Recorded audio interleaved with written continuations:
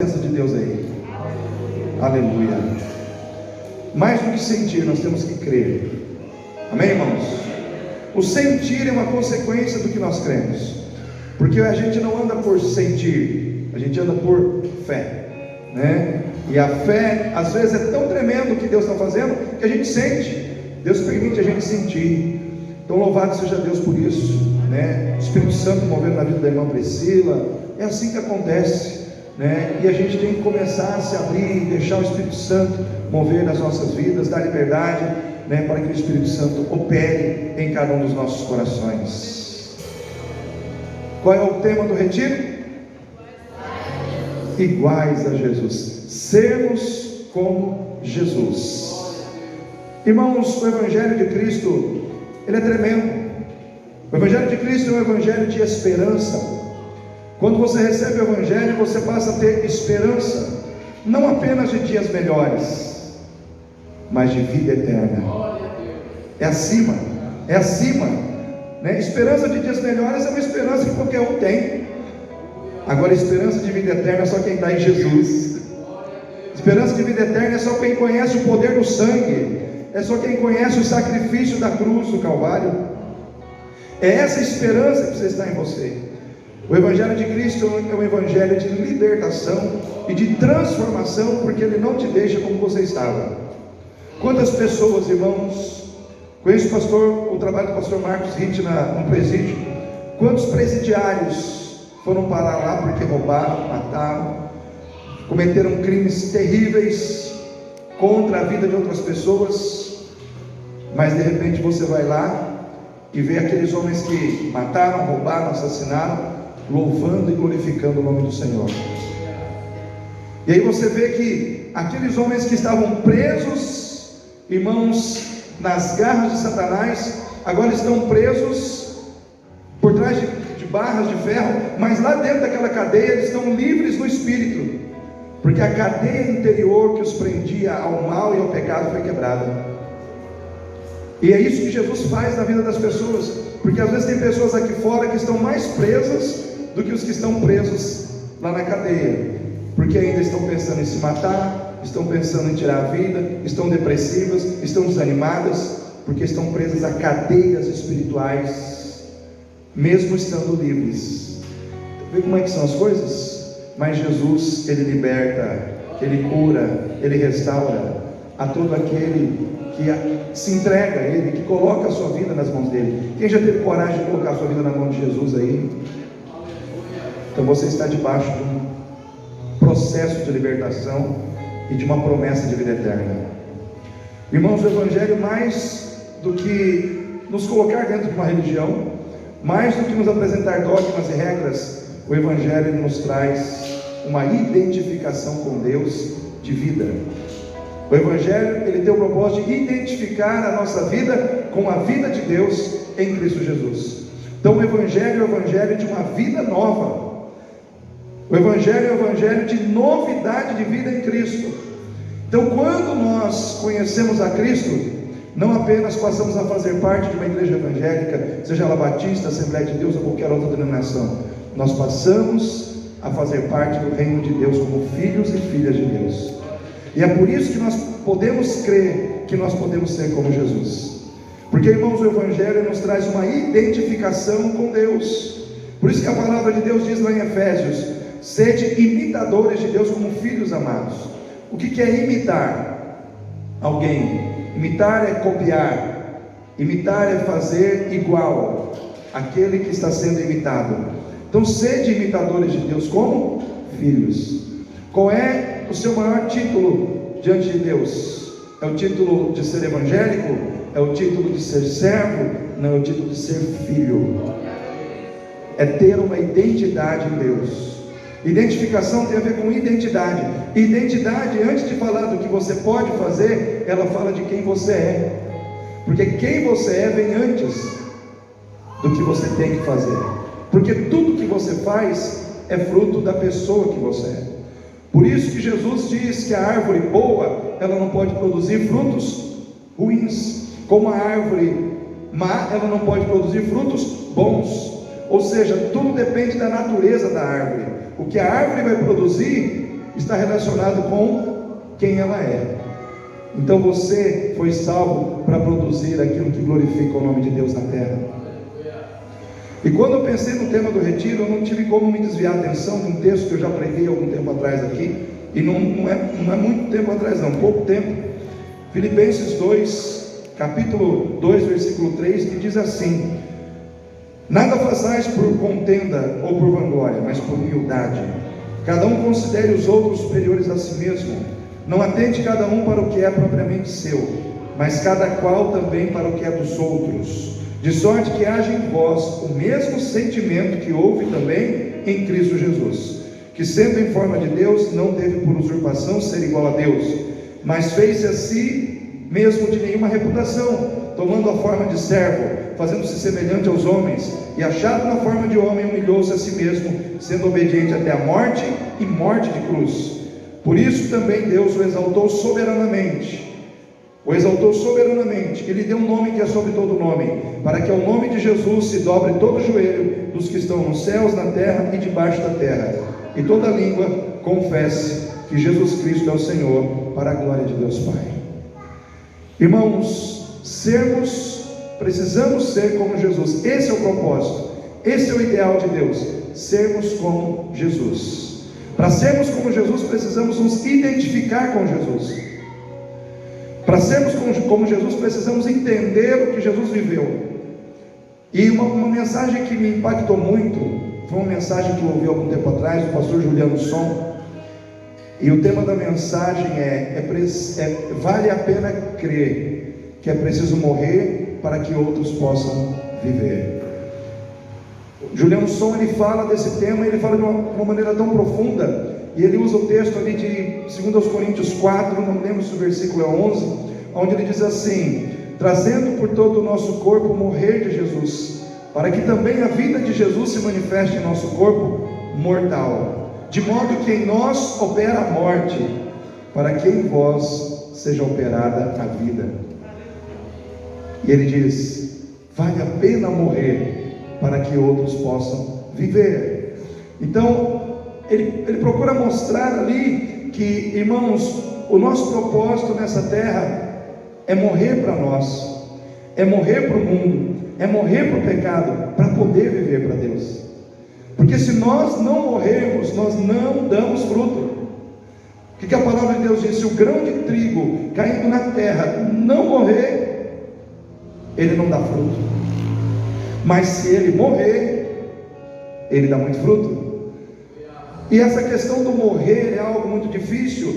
E ele falou de uma maneira assim, muito profunda e com muita propriedade, que hoje a mensagem do morrer para o mundo, do morrer para si mesmo, para viver para Deus, a igreja moderna não está conseguindo passar para o mundo, porque a igreja não está querendo morrer.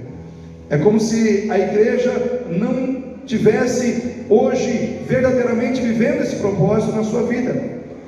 É como se a igreja de hoje estivesse adorando os bezerros de ouros modernos da atualidade.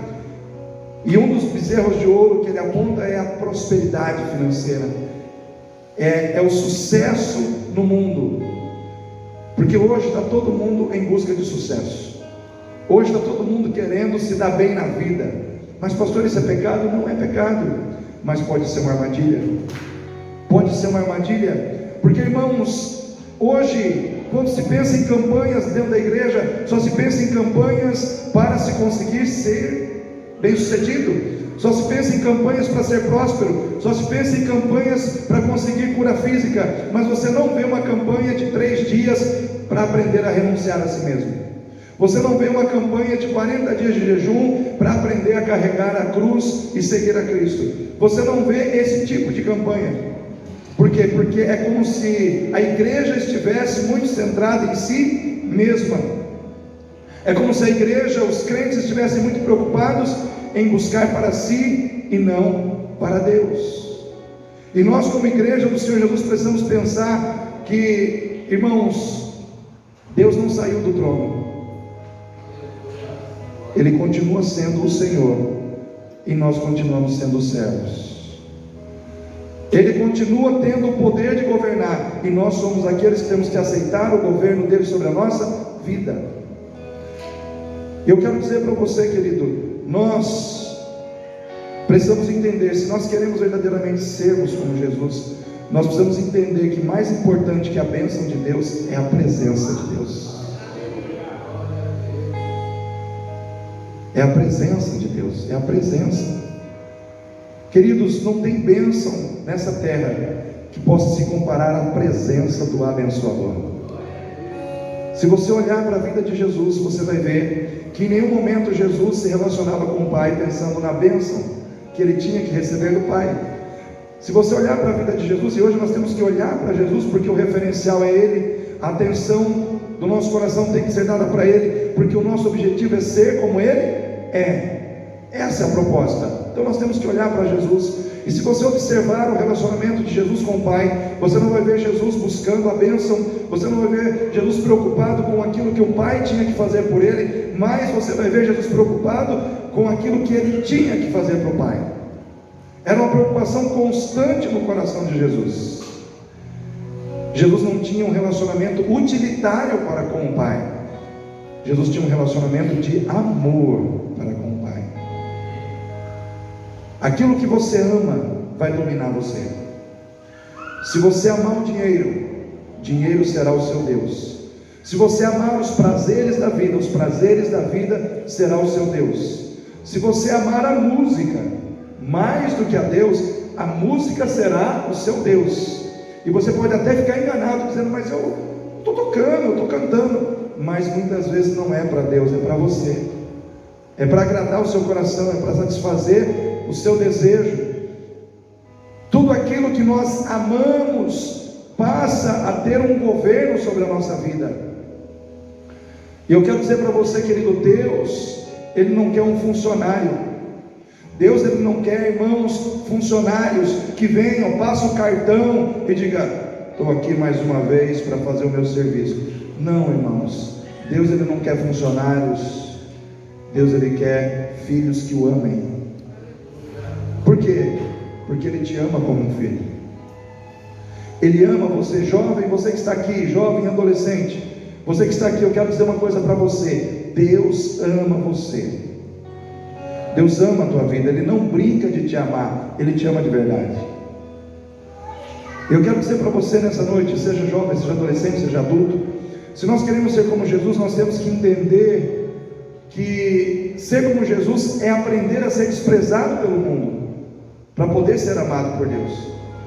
Porque Jesus, irmãos, Ele sabe direitinho, ele tem um conhecimento muito profundo do que é ser rejeitado, do que é ser desprezado, do que é ser criticado pelo mundo, mas amado pelo Pai, porque ele tinha um relacionamento íntimo com o Pai. E hoje nós vemos que se nós formos fazer uma sondagem da nossa vida, o nosso relacionamento íntimo muitas vezes é muito mais forte com o nosso celular. O nosso relacionamento íntimo muitas vezes é mais forte com outras situações, não com o nosso Deus. Ontem um pastor que pregou aqui no culto de missões, ele falou algo muito interessante. Ele falou, pastores batistas que estão aqui, igreja batista, ou igrejas batistas, porque tinham várias igrejas batistas aqui unidas ontem. Ele disse assim, sem medo de errar, ele falou, vou dar um chute, mais ou menos 80% de pessoas dentro das igrejas batistas hoje estão procurando psicólogos, psiquiatras. Não que procurar psicólogo ou psiquiatra seja pecado ou seja errado. Existe, vamos dizer assim, o seu benefício, porque Deus criou a ciência e deu a essas pessoas a ciência para tratar de doenças emocionais. Mas ele diz o seguinte, 80% de pessoas que estão dentro das igrejas hoje, pensando que estão com problemas emocionais, tomando psicotrópicos, tomando remédios para depressão, para ansiedade, na realidade não estão com problemas emocionais, estão com uma crise espiritual, em função da frieza espiritual que entrou em seus corações, principalmente depois da pandemia. Tem muitos crentes dentro das igrejas que esfriaram na fé, esfriaram na sua busca por Deus, esfriaram na sua vida de oração, esfriaram na sua busca pelo Senhor, através da leitura da palavra, esfriaram no sentido de estar na casa de Deus e de levar a sério buscar a Deus e ter intimidade com Deus na casa de Deus. Por quê? Porque foi dito para eles que eles não precisam estar na igreja, que eles não precisam de um templo, que eles podem adorar a Deus onde eles estiverem, e eles foram enganados. Hoje muitos perderam a percepção do valor da unidade, do olho a olho, do estar próximo. Muitos crentes se deixaram envolver por aquilo que o mundo colocou em seus corações e se perderam, estão frios espiritualmente, e essa frieza espiritual os afastou do propósito. E uma vida cristã fora do seu propósito, ela não pode ser feliz. Você só será feliz se você estiver vivendo a vida cristã dentro do seu propósito. Se nós somos cristãos, se nós confessamos a Jesus como Senhor e Salvador, nós temos que entender que o propósito da nossa vida é servir a Deus, é servir ao próximo, é colocar a nossa vida a serviço do reino de Deus, e não buscar a Deus para sermos servidos, e não pensarmos no que Deus tem que fazer por nós. Nós temos que começar a nos preocupar com o que nós temos que fazer pelo reino de Deus, porque o órfão e a viúva ainda estão lá fora. Os meninos que estão ainda consumindo drogas estão lá fora, e quem pode libertá-los? Jesus de Nazaré. O mesmo Cristo que entrou na sua vida quer entrar na vida deles, mas para isso você precisa se levantar para buscar a presença de Deus, a presença de Deus, a presença de Deus. Irmãos, amizade, intimidade só se conquista com relacionamento íntimo. Amizade só se conquista com a busca pela pessoa com quem nós queremos ter amizade e intimidade. Se nós, como povo de Deus, acharmos que 2 horas no domingo à noite é suficiente, irmãos, nós estamos nos enganando. Nós estamos nos enganando, conscientemente estamos nos enganando. Não é, irmãos?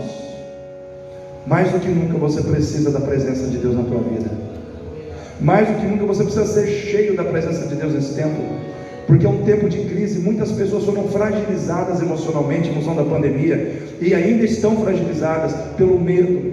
Aí veio a crise financeira. Existe uma fragilização também na vida financeira de muitas pessoas, e essa fragilização ela não terminou ainda, é um processo, né? Quantas pessoas perderam entes queridos por causa de Covid? Quantas pessoas, ontem ele contou aqui para nós que teve uma família que só sobrou os netos. Você sabe o que é isso?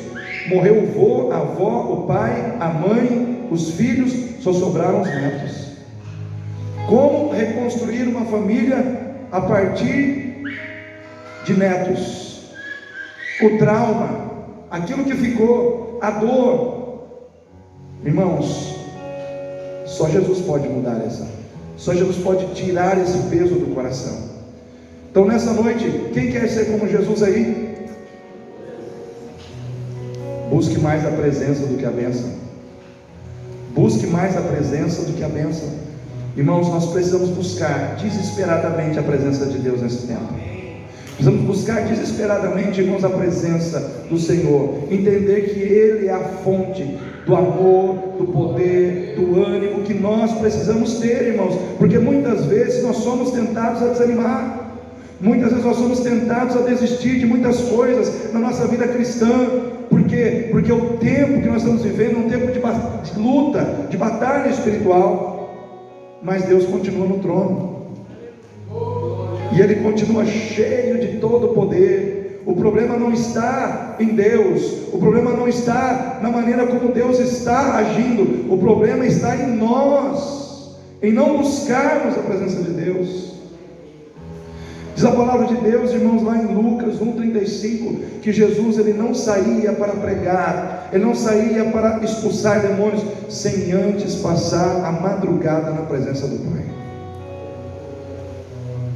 Ele estava com Deus, ele fazia a diferença na vida das pessoas, porque você olha o Evangelho, você vai vendo os Evangelhos, e eu gosto muito de Mateus 9, de 35 em diante, que são os versículos que hoje estão sendo colocados como divisa do tema de missões regionais, que é compaixão e graça. Você vê ali no versículo 35 de Mateus 9: e Jesus percorria todas as cidades pregando o evangelho do reino, curando as pessoas, libertando as pessoas de suas moléstias, de suas enfermidades, e olhando para a multidão com compaixão, porque as pessoas estavam cansadas e desanimadas, como ovelhas que não têm pastor.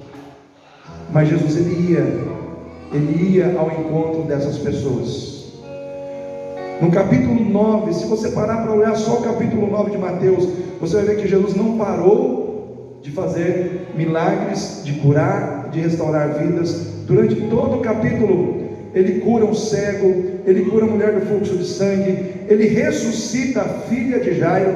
Depois ele vai curando e expulsando o demônio das pessoas e ministrando o evangelho do reino. E isso é o que Deus espera de mim e de você. É isso que Deus espera de mim e de você. Mas para isso nós temos que nos encher da presença de Deus. Segundo, irmãos, se nós queremos ser como Jesus, nós precisamos viver a vida cristã de forma consagrada e não de qualquer jeito. Fala para o seu irmão aí: não viva de qualquer jeito. Irmãos, quando o apóstolo Paulo ministra aqui Filipenses capítulo 2, ele diz: nada façais por contenda, por vanglória, por humildade, considere os outros superiores a si mesmo, não atente cada qual para o que é seu, mas para também o que é dos outros, de sorte que haja em vós o mesmo sentimento que houve em Cristo Jesus. Aqui o apóstolo Paulo está procurando mostrar que existem duas maneiras de você viver a vida cristã: como Jesus viveu, ou como os filipenses estavam vivendo. Jesus viveu na presença de Deus de forma consagrada. Jesus era alguém que se consagrava a Deus constantemente, para poder viver com Deus e servir a Deus. E aquele que vive uma vida consagrada a Deus é usado por Deus. Aonde Jesus ia, por onde Jesus passava, Deus usava a vida dele para curar vidas, libertar vidas e salvar vidas do inferno. Agora, quem vive a vida cristã de qualquer jeito, perde a humildade. Perde a humildade, entra em contendas, se torna egoísta, vive pensando somente no que é seu e não no que é dos outros. Quem vive a vida cristã de qualquer jeito é corrigido pela palavra de Deus, é chamado a atenção no sentido de deixar de viver para si e se voltar para Jesus. Então quem vive a vida cristã de qualquer jeito acaba tendo dificuldades de servir a Deus, porque a sua vida se contagia, vamos dizer assim, com o mundanismo que o cerca: egoísmo, contenda, discórdia, orgulho, arrogância. É o que começa a aparecer na vida do crente que está vivendo de qualquer jeito. Mas o crente consagrado não. O crente consagrado Deus usa. O crente consagrado Deus honra. Porque é muito fácil nós falarmos: vamos ser como Jesus. É simples assim? Palavra mágica? Não, irmãos. Tem que ter consagração na nossa vida. Se a gente quer ser como Jesus, a gente tem que entender que a mesma consagração que estava presente na vida dele precisa estar presente na nossa vida. Jesus foi honrado pelo Pai. Diz a palavra de Deus que Deus deu a ele um nome acima de todo o nome, para que diante do nome de Jesus todo joelho se dobre, nos céus, na terra e debaixo da terra. Então a gente vê que tem até reino debaixo da terra, mas todos se dobrarão diante de Jesus. Isso é honra. Isso é honra. O pai honrou o filho, porque o filho honrou o pai. Quem quer ser honrado pelo pai? Então honre o pai. Honre o pai. Honre o pai. Honre o pai diante das suas tentações. Porque você, jovem, você, crente, todos que estão aqui, todos vocês e eu, todos nós somos tentados. Somos tentados a mentir em algum momento, sim ou não, irmãos? Somos tentados muitas vezes a levar alguma vantagem em algum negócio, passar para frente um carro com defeito sem falar. Somos tentados, irmãos, a buscar prosperidade numa lotérica, fazer um monte de fezinha lá e jogar jogos de azar. Somos tentados a comprar lá o bolão da sorte. Eu quero dizer para você, querido, nada vai trazer para você nesse mundo que Jesus pode trazer sobre a sua vida como manifestação da graça de Deus. Somos tentados. No momento que você for tentado, honre o Pai. Honre o Pai. Honre o Pai quando você for criticado, quando as pessoas te apunhalarem pelas costas. Honre o Pai. Honre o Pai no momento que você se sentir sozinho. Honre o Pai. Honre o Pai quando faltar dinheiro no seu bolso, porque às vezes vai faltar dinheiro no seu bolso. Nossa, pastor, eu não queria que o senhor dissesse isso, mas é uma realidade. Às vezes vai faltar o dinheiro que você gostaria que tivesse lá, e nesse momento você tem que fazer, honre o Pai. Honre o Pai quando Ele te der muito dinheiro também, porque quando o crente não é tentado quando ele está por baixo, ele é tentado quando ele está por cima. E você tem que honrar o Pai. Honre o Pai. Talvez você diga assim, mas pastor, eu estou honrando a Deus, eu não estou me entregando ao pecado, eu não estou fazendo nada de errado. Amém. Isso é a maneira de você honrar o Pai, mas é a maneira de honrar o Pai na defensiva. É aquela situação, eu estou sempre me defendendo do pecado, sempre procurando não cair no pecado. Isso é honrar a Deus na defensiva. Mas Deus não quer você só na defensiva, Ele quer você também na ofensiva. Ele não quer só que você fique se defendendo do mundo. Deus quer que você transforme o mundo. Deus quer que você manifeste a bondade dEle lá fora. De que maneira? Se Deus te deu uma vocação, Ele quer ver essa vocação sendo desenvolvida. Se Deus te deu um chamado, Ele quer esse chamado sendo colocado em prática. Se Deus te deu uma missão de pregar o Evangelho, Ele quer ver você pregando o Evangelho. Vou fazer uma pergunta. Se todo mundo se preocupasse com a salvação dos perdidos como você tem se preocupado, o mundo seria evangelizado? Vou repetir. Se todo mundo se preocupasse em pregar o Evangelho como você está preocupado com isso nesses dias, o mundo seria evangelizado? É uma resposta que você tem que dar para você mesmo. Se missões precisasse de oferta, e se todos ofertassem como você tem ofertado para missões, as pessoas seriam sustentadas pela oferta que receberiam, a exemplo do que você está fazendo? Se todos fossem agir como você age em relação ao ministério que você tem na igreja, seja de ensinar adultos, crianças, seja de fazer ação social, seja de cuidar da portaria, seja do ministério de intercessão, do mover, seja do louvor, se todos fossem fazer o que você faz, da maneira como você trata o ministério que Deus te deu, todos seriam responsáveis, sacrificariam situações importantes da sua vida para servir a Deus nesse ministério? Então isso é uma pergunta que você tem que fazer para você mesmo, porque hoje todos nós somos tentados a servir a Deus por conveniência. Eu sirvo a Deus se nada for me atrapalhar, aí eu sirvo a Deus. E isso não é ser como Jesus, irmãos. Isso não é ser como Jesus. Jesus, Ele não morreu na cruz por conveniência, Ele morreu na cruz por amor à tua vida. Ele morreu na cruz por amor a você.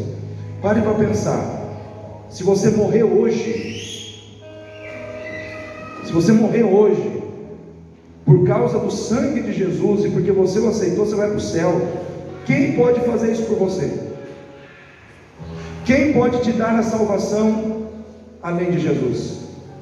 Aí eu pergunto, você tem sido grato a Ele pelo que Ele fez por você? Irmãos, nós muitas vezes somos muito ingratos para com Deus. Nós queremos servir a Deus pelas coisas que Ele vai nos dar aqui, e não pelo que Ele já nos deu na cruz. Eu quero dizer para você, não sirva a Deus pelo que Ele vai fazer, sirva a Deus pelo que Ele já fez. Ele já fez. Ele já te deu a salvação. O que você precisa é ser agradecido ou agradecida ao Senhor. Não espere as melhores condições para adorar e servir a Deus. Irmãos, vou dar um exemplo aqui do retiro. É gostoso estar numa chácara, irmãos? Quem gostou de estar lá? Pode levantar a mão sem medo. É um ambiente de descontração, tem um momento do culto, mas também tem um momento do lazer, piscina e tal. Tudo isso é muito bom. Mas não espere Deus te dar um ambiente sempre assim para você servir a Ele. Porque às vezes Deus vai te dar no lugar de uma chácara, com piscina, com um campinho de futebol, Ele vai te dar um hospital. E aí?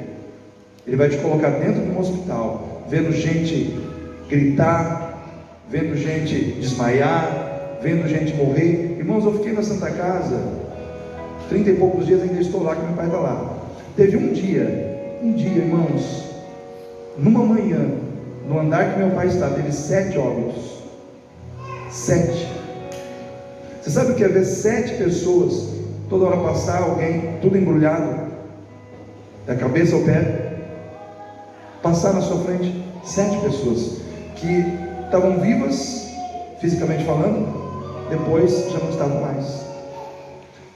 No quarto em frente do meu pai tinha uma senhora com uma perna amputada, uma perna só ela tinha, e os rins pararam de funcionar, e a filha dela estava muito desgastada. Ela me chamou e falou: pastor, por favor, eu quero que minha mãe parta. Ela não economizou não, ela foi direta e sincera. Eu quero que Deus dê descanso à minha mãe, porque ela não aguenta mais, nem eu.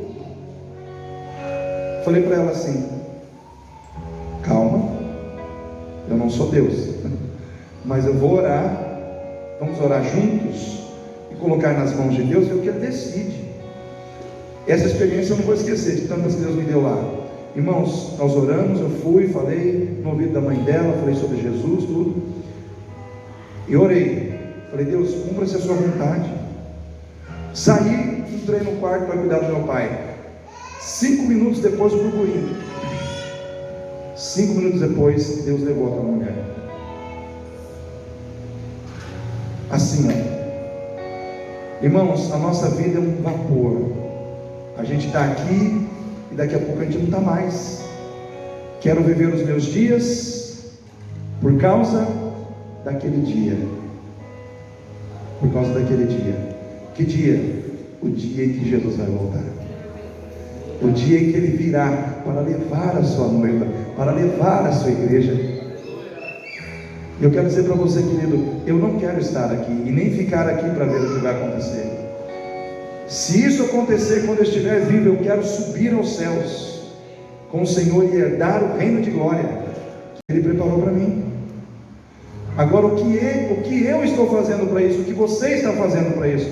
Ser como Jesus, irmãos, é ser uma pessoa preocupada em agradar a Deus mais do que a si mesmo.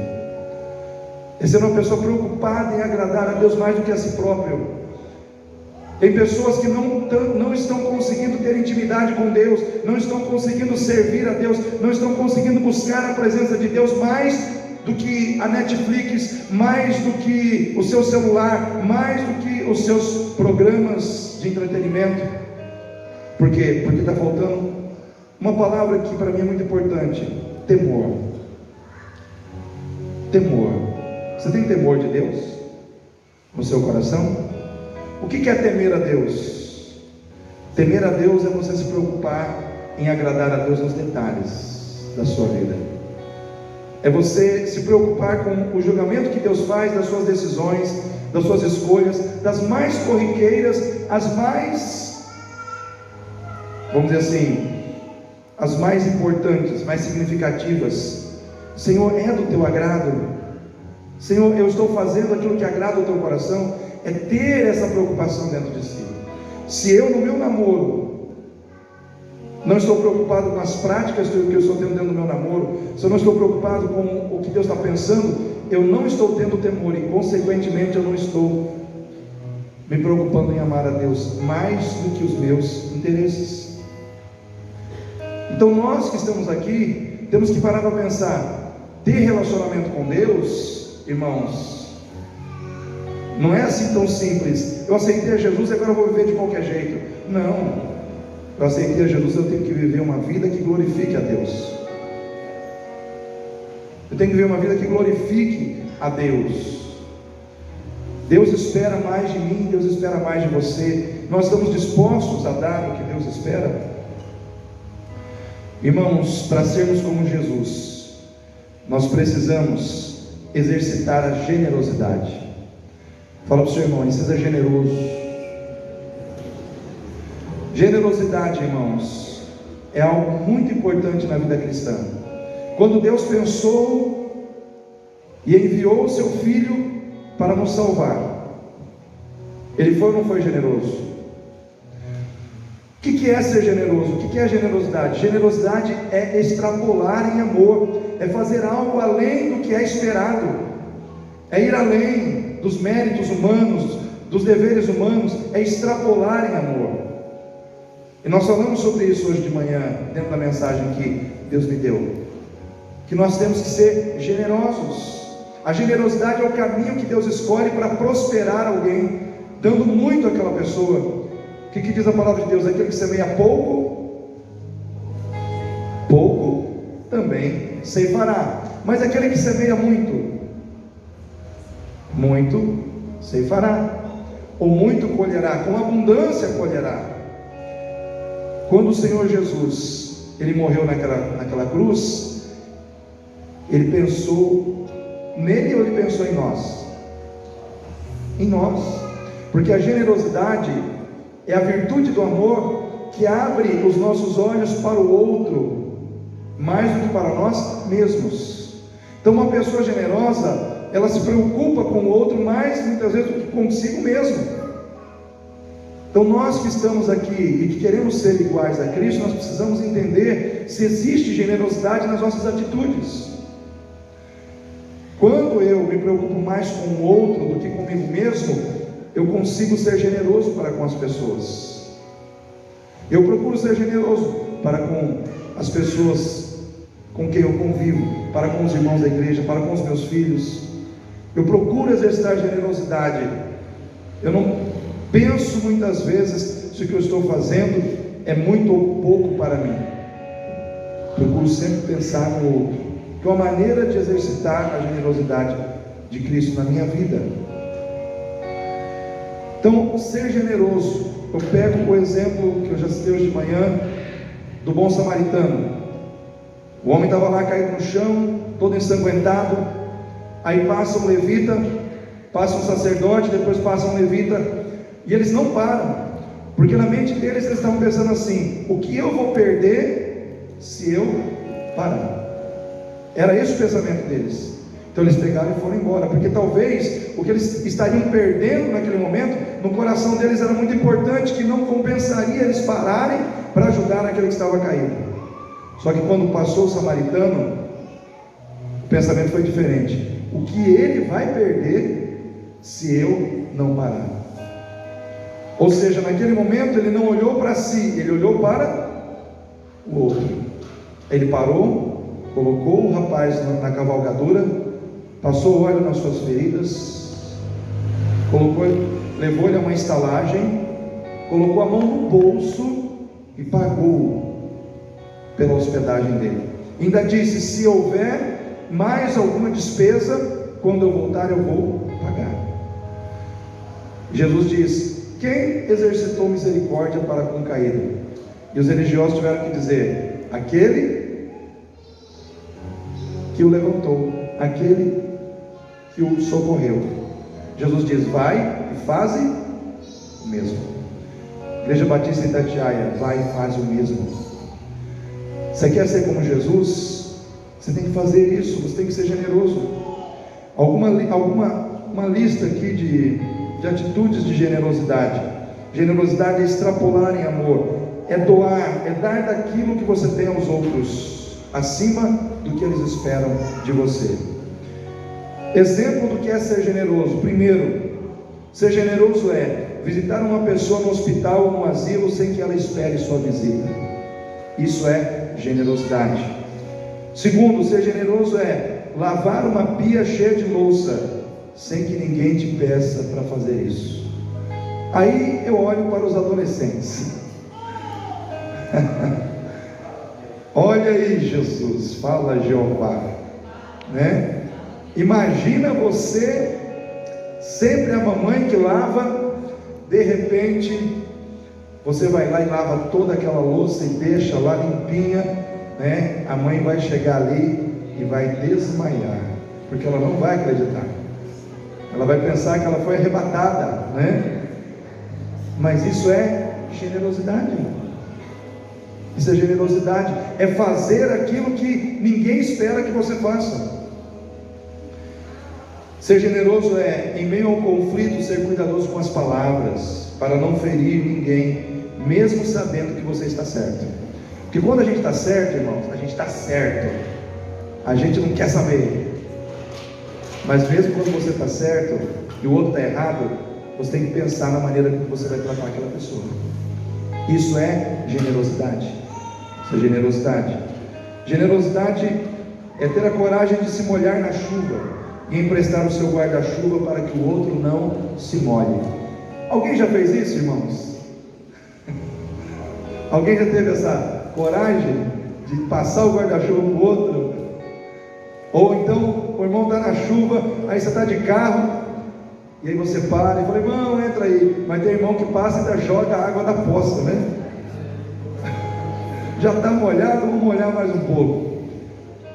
Generosidade é você contribuir com 20, quando estão esperando que você contribua com 10. Generosidade é ir além. Generosidade é permitir que o outro receba o elogio que você deveria receber. E generosidade é você deixar de gastar com a sua vaidade para satisfazer a necessidade de alguém que precisa de socorro urgente. Às vezes nós temos as nossas vaidades, sim ou não? Temos ou não temos, irmãos? Quem tem a sua vaidadezinha de vez em quando? Vou levantar a mão para ajudar os outros que estão meio com medo. Às vezes nós temos. Às vezes é comprar um tênis, uma roupa, enfim. Só que aparece alguém lá com uma necessidade tremenda e é o mesmo valor da situação que você, da sua vaidade. E aí? Deixa a vaidade de lado e ajuda o outro. Amém, igreja? Isso é generosidade. Quem quer ser como Jesus ainda aí? Quem ainda está firme no propósito, né? Isso é generosidade. Irmão, ser como Jesus. Ser como Jesus. Terminando essa mensagem, é não aceitar a doutrinação do mundo, é não se conformar com o mundo. Romanos 12, 1 diz assim: rogo-vos pela compaixão de Deus, que apresenteis os vossos corpos em sacrifício vivo, santo e agradável a Deus, que é o vosso culto racional. E não vos conformeis com este mundo, mas transformai-vos pela renovação da vossa mente, do vosso entendimento, para que possais experimentar a boa, agradável e perfeita vontade de Deus. A vontade de Deus é boa, agradável e perfeita, mas muitas vezes ela não está sendo isso para nós. Por quê? Porque nós estamos caminhando na direção da carne e Deus quer que a gente caminhe na direção do Espírito. Então, enquanto você estiver na carne, a vontade de Deus nunca vai ser boa para você, nunca será agradável, porque se você estiver na carne, Deus vai te corrigir.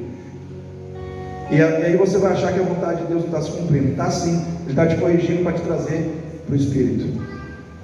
Agora nós precisamos entender que nós não podemos nos conformar com o mundo, irmãos. Quem já ouviu falar da palavra doutrinação? Sabe me dizer tecnicamente o que significa doutrinação? Eu vou explicar para você. Doutrinação significa um condicionamento mental e comportamental. Doutrinação é um condicionamento mental e comportamental que muitas vezes é trabalhado na sua vida de forma inconsciente, no seu dia a dia, para te acostumar com uma situação. E à medida que você vai se acostumando, você vai perdendo muitas vezes os seus referenciais de certo e de errado. Por quê? Porque você vai sendo doutrinado. Quem já ouviu a história aqui do sapo proverbial? A história do sapo proverbial é o seguinte: você não consegue matar um sapo fervido pegando ele e jogando ele direto na água quente. Se você jogar o sapo na água quente, o que ele vai fazer? Ele vai pular. Agora veja bem, você coloca o sapo na água fria, você vai esquentando, a água vai ficando morna, ele vai se acostumando, Quando a água está quente, ele já não percebe mais que a água está quente, é tarde demais. Quando ele se dá conta, ele já morreu. E é assim que o diabo tem trabalhado contra a igreja, irmãos. Nós estamos vivendo um processo de doutrinação mental e comportamental. Vou dar um exemplo. Hoje, a igreja está sendo doutrinada para a aceitação da homossexualidade, sim ou não? Sim ou não, irmãos? Porque a todo instante, em filme, a todo instante, em programa de televisão, a todo instante, irmãos, em várias situações, em desenhos, tudo isso vai aparecendo, e aquilo vai trazendo uma mensagem no seu inconsciente, dizendo: aceite e não questione, aceite e não questione, aceite e não questione. Aí o que vai acontecendo? Quando alguém começa a falar contra, dentro de você começa a sentir uma repulsa, como se aquela pessoa que está falando contra tivesse naquele momento emitindo um discurso de ódio, ou estivesse sendo preconceituoso. Por quê? Porque você está sendo doutrinado. Então, quando você começa a sentir assim, é porque a doutrinação já está num processo bastante avançado na sua vida. Você já está doutrinado, sem perceber você já está aceitando o erro. Porque, irmãos, hoje tudo é discurso de ódio, sim ou não? E muitas vezes não é, é apenas uma opinião contrária. Irmãos, eu não tenho aversão nenhuma às pessoas que estão no mundo da homossexualidade, e não tenho ódio de nenhuma dessas pessoas. Conheço inclusive pessoas que estão nesse mundo, já trabalhei inclusive secularmente com pessoas desse mundo, eram pessoas íntegras, corretas e tal. Infelizmente, a sua opção sexual estava errada. Agora é entre elas e Deus. Só que hoje o mundo ele vai doutrinando, ele vai condicionando a sua mente, ele vai condicionando o seu comportamento, porque é uma questão de amor, é uma questão de igualdade. Isso vai sendo difundido, isso vai sendo pregado, isso vai sendo colocado dentro da nossa mente, e aí o nosso coração começa a ceder à tentação de aceitar, né? Ou de não falar contra. Por quê? Porque nós estamos sendo condicionados, nós estamos sendo doutrinados, e essa doutrinação em muitos outros aspectos, irmãos, da nossa vida. Quem já ouviu falar do 666? Eu vi um estudo muito interessante, que lá no livro do Apocalipse está dizendo que quando aparecer a besta, o homem do pecado, o número dele será 666. E nesse tempo, grandes e pequenos, ricos e pobres, todos terão que ter a marca na mão e na testa, porque se não tiverem, não comprarão. Não poderão comprar, não poderão vender, não poderão fazer nada. Ou seja, vai ter que ter uma marca externa. Mas, irmãos, nesse estudo que eu vi, eu achei muito interessante, foi dado por um pastor japonês chamado Ezra Amar, e ele é muito profundo na maneira como ele coloca isso.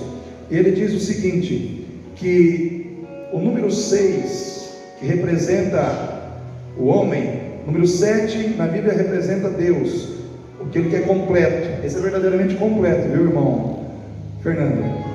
Completo ou perfeito. Sempre o 7 está relacionado com Deus, com a obra de Deus, com o agir de Deus. O 6 é o incompleto, o imperfeito, que representa o homem. Então o 666 significa a tríplice exaltação do homem. como Deus, como governante, né? E como aquele que detém a cultura que governa culturalmente a vida das pessoas. A exaltação plena e total do homem na terra. Então, se nós pararmos para observar, hoje, irmãos, a vontade do homem, ela está sendo exaltada, e a vontade de Deus está sendo posta de lado. A vontade de Deus está sendo posta de lado.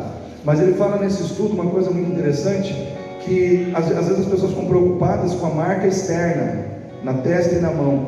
Ele falou, não, você não tem que se preocupar com essa marca, você tem que se preocupar com a marca interna, que é na sua mente, lá dentro da sua mente, nos seus conceitos, nos seus valores. Porque o meia, ele já está sendo implantado nas pessoas de forma invisível. Quando você começa a aceitar a doutrinação, quando você começa a aceitar as ideologias, você já está se rendendo à vontade do inimigo. Quando aparecer a marca externa, você só vai fazer assim, ó, pode pôr, que eu já aceitei faz horas. Então, irmãos, nós temos que vigiar dentro da nossa mente, dentro do nosso coração, quais são os valores que estão determinando o rumo da nossa vida. Jovens e adolescentes, igreja, vai ter que se cumprir a palavra, vai ter que aparecer o anticristo, o mundo vai ter que virar de perna para cima, mas você não precisa se perder na fé. Você pode permanecer em Deus, você pode permanecer em Cristo, você pode ser fiel a Deus, mas você precisa vigiar o seu coração. Ser como Jesus deve ser o alvo da nossa vida, deve ser o propósito da nossa existência. Nós não podemos servir a Deus de qualquer jeito, precisamos buscar uma vida consagrada. Precisamos, irmãos, entender que mais importante que a bênção é a presença de Deus na nossa vida. Precisamos, irmãos, entender que nós precisamos ser generosos. Se você pode fazer, não faça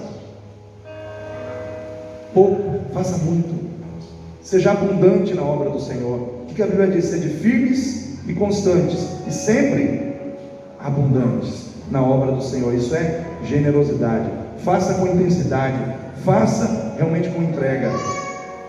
Nós precisamos entender, irmãos, que o mundo não faz parte de nós, porque nós não fazemos mais parte do mundo. Nós pertencemos ao céu. Amém? Quem recebeu essa palavra aí? Fique em pé nesse momento. Eu quero orar com você.